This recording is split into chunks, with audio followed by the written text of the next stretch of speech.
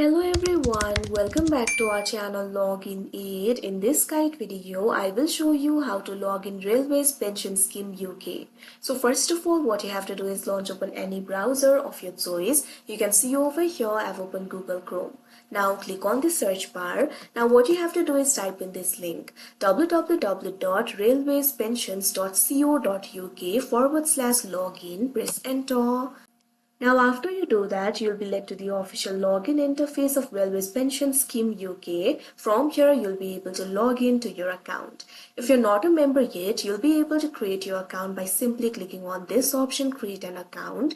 But if you're already the member, you can log into your account by providing your username and password. So first of all, click on the field of username and enter the username over here. Your username is actually your email. So simply enter the email with which you created your account. Now what you have to do is click on the field of password and enter your password over here.